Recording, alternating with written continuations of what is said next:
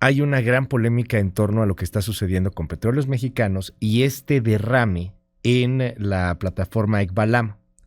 El miércoles, Octavio Romero Oropesa, el director general de Pemex, dijo que hubo una fuga de hidrocarburos, pero que se distorsionó la información respecto al tamaño. Primero Pemex había dicho que era de 0.06. Greenpeace había dicho que era de 462 kilómetros, o sea, había una diferencia brutal. Bueno, Octavio Romero Oropesa, que por cierto es ingeniero agrónomo y dirige Pemex, reconoció la existencia de una pequeña fuga con motivo de la renovación de 24 kilómetros de ductos luego de 32 años de servicio. Esto fue el miércoles pasado. Escuchemos. El campo Ekbalam, que produce un crudo ligero y que con las corrientes y las olas se va prácticamente incorporando al ambiente marino, pero de eso a una mancha o a un trozo de chapapote pegado en un pie, pues hay una gran diferencia. No tiene nada que ver el aceite de Ekbalam con ese trozo de chapapote. Bueno, Octavio Romero también señaló que todo lo que estaba pasando, las imágenes, las fotografías, no tenían que ver necesariamente con el derrame de las plataformas, sino con borbotones, surtidores, borbollones, chapopoteros. ¿Qué es eso? Hoy está aquí con nosotros uno de los mayores expertos en materia energética en nuestro país, es Gonzalo Monroy, a quien usted ubica perfectamente bien. Bienvenido, Gonzalo, gracias por venir. ¿Cómo estás? Al contrario, Luis, gracias por invitarme. Oye, ¿qué es eso? O sea, ¿sí existe eso? ¿Sí sale de repente del mar borbotones? Sí, de hecho sí, es las emanaciones naturales de hidrocarburos, típicamente se le llaman así chapopoteras. Okay. Y México tiene una historia larga de ello. De hecho, el primer registro en materia petrolera que tenemos en nuestro país alrededor de la década de los 1860, allá en Veracruz, un señor llamado Autrey se encuentra con este tipo de cosas que son emanaciones, petróleo a ras de piso. Eso es una chapopotera. Y era el Cantarell, ¿no? Cuenta la leyenda que don Rudecindo Cantarell se encuentra con sus redes justamente el campo megagigante de Cantarell.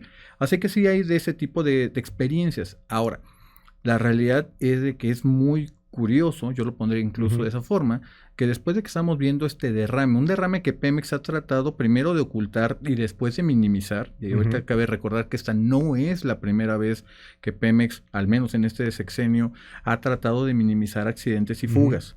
Cuando el director de Pemex dice que es simplemente una emanación natural y que no hay de qué preocuparse, es todo lo contrario.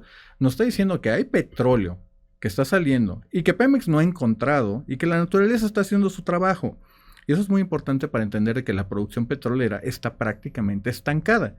Así que en ese caso lo que nos está diciendo Octavio Romero es de que en lugar de ponerse a buscar ese petróleo que la naturaleza nos está ya regalando, seguimos todavía en otros cuentos como la soberanía en los combustibles. Oye, dice Octavio Romero que son como 300 barriles lo que podría tener la fuga, o sea, es de ese tamaño, ¿hace esa mancha? Es una cosa muy interesante, y aquí déjame hablar de qué cosas sí sabemos y qué cosas no sabemos. Okay. ¿Qué cosas sabemos? No sabemos el día en que inició la fuga. Eso es algo importante, no sabemos. Sí sabemos que hay una emanación de petróleo que por la dispersión que ocurre de las corrientes marinas se va a ir haciendo más grande. Incluso apenas esta semana vimos que el primer dato era 400 kilómetros, que se ve extendido a 467. Eso es muy importante entender de que es el mismo volumen disperso sobre un área mayor. Obviamente se va a ir haciendo más grande, pero se va a ir haciendo literalmente una pequeña película de aceite, que sigue siendo bastante malo, ¿eh? No quiero minimizarlo de ninguna forma. ¿Cuál es el problema? Nos falta desde estas imágenes conocer el grosor para entonces conocer el volumen. Aquí lo que Pemex está haciendo de una manera muy peligrosa es que le tenemos que creer a Pemex simplemente porque Pemex lo dice. Pemex no ha ofrecido al día de hoy evidencia que pueda refutar lo que han mostrado los ambientalistas. Oye, dinos algo, el asunto de estas manchas, estas imágenes que estamos viendo, y lo señalas maravillosamente, o sea, tenemos que ver el grosor, o sea, de qué tamaño es la mancha, porque esa se va a ir expandiendo y expandiendo y expandiendo. Entiendo por lo que dice Octavio Romero que diario sale más, ¿no? O sea, que estas chapopoteras lo hacen más grande. Entonces, si hay petróleo ahí, ¿No se supone que ya nos habíamos acabado Cantarell casi? Qué buena Lo que pregunta. señalabas hace un momento. Qué buena pregunta me haces. Y aquí hay que entender, y eso es importantísimo mencionarlo, el derrame que menciona Greenpeace y otros ambientalistas se da en Ekbalam, que son 75 kilómetros al noreste de Cantarell. Lo que está llegando a las costas de Tamaulipas, a las costas de Veracruz y de Tabasco, muy probablemente no está relacionado a ese derrame, sino a otro. Eso es justamente la división de las chapopoteras. Ahí cuando Octavio nos dice, el director de Pemex nos dice que eso es una emanación natural y que ocurre todos los días, hay que recordar que esto no es común y no es cosa de todos los días. Aquí el principal responsable no es tanto Pemex, es la Agencia de Protección de Medio Ambiente en materia de hidrocarburos, la CEA.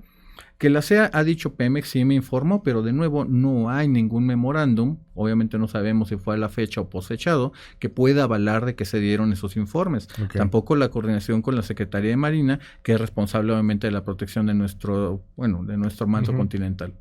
Hay ahí un tema que brinca muchísimo, porque cuando llega el chapopote a las playas, pues no es normal. O sea, ¿será un derrame? ¿Será otro? ¿Qué tan frecuente puede llegar a ser esto? Ver así el pie, que de hecho se refería también Romero Oropesa, y decía, bueno, pero esa mancha es de la chapopotera y no es así, como si fuera algo típico y pues no es típico. La gente que va a Playa Bagdad, ahí en Tamaulipas, no le pasa frecuentemente que se manche el piecito con un lodo ahí todo asqueroso.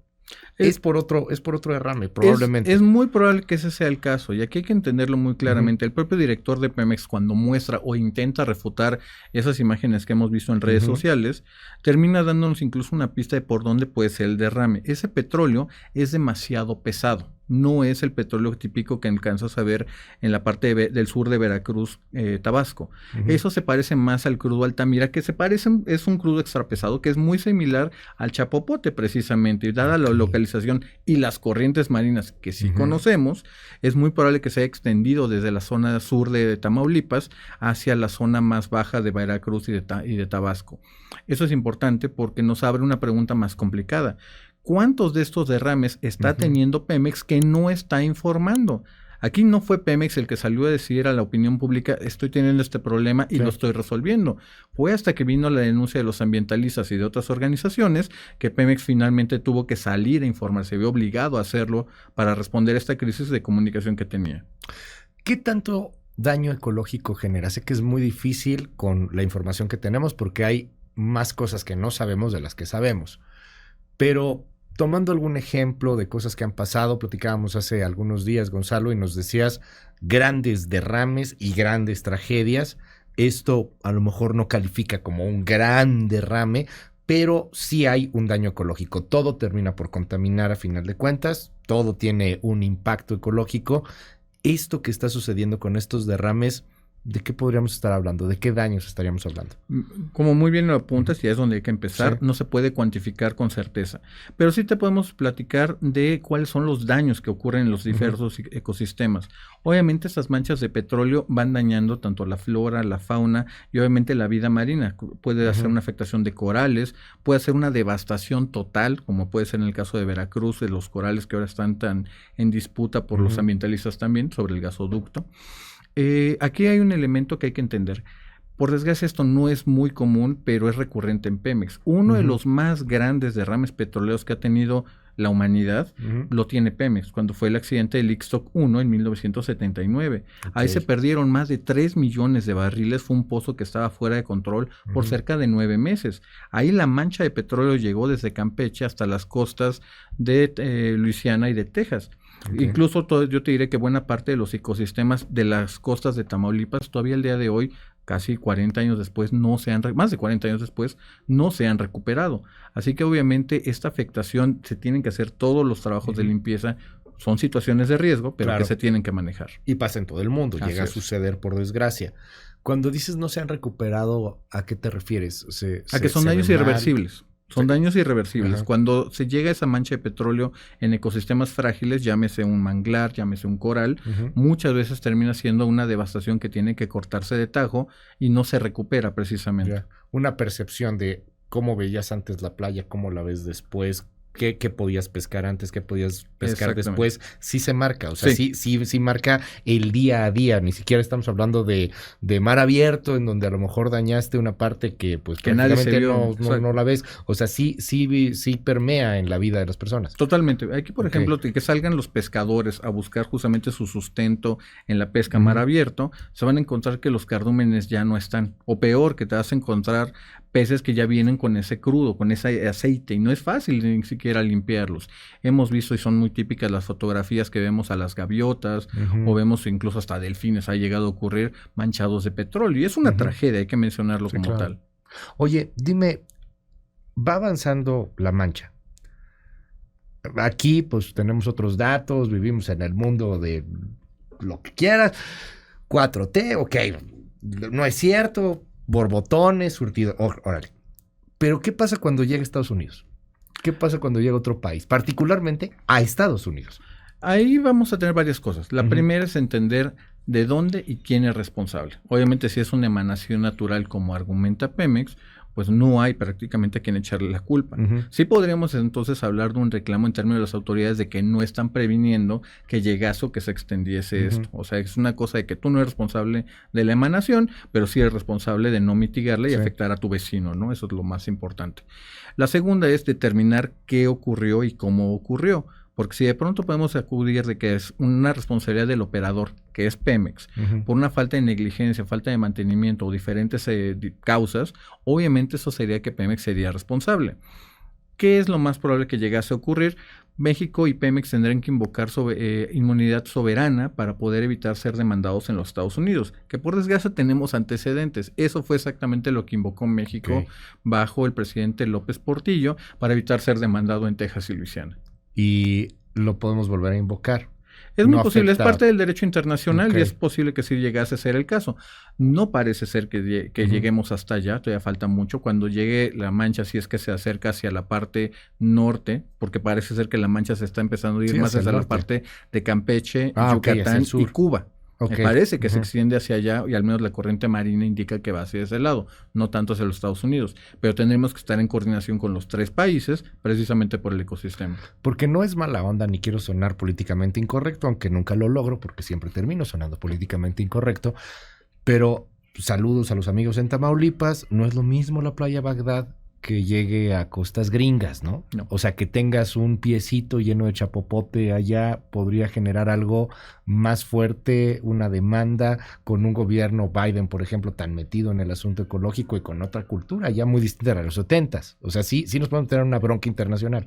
Es posible, pero de nuevo, si es una cosa donde ocurrió de manera natural, pues no hay a quien echarle la culpa. Sí tendría que estar en coordinación con los Estados Unidos o con quien tenga que hacerlo para poder hacer la limpieza de estas emanaciones, poderlas identificar si son recurrentes, poderlas justamente tapar o incluso hasta ponerlo a producir de petróleo, que buena falta nos hace.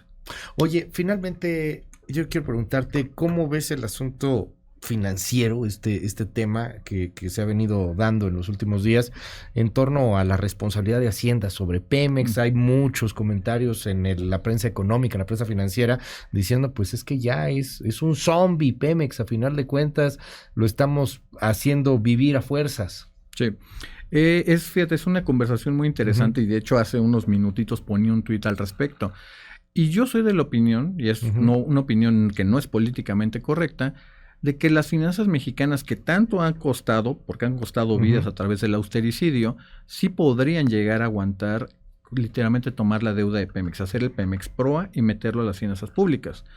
¿Cuál es el problema? Esto no resuelve la viabilidad de Pemex. Pemex seguiría perdiendo dinero. El problema de Pemex no es si su deuda es muy baja o muy alta. Pemex no está generando el suficiente flujo de efectivo literalmente para poder pagar ni siquiera los salarios. Un dato muy importante, Luis, es que lo que dijo el presidente, que no vamos a hacer una mayor emisión de deuda.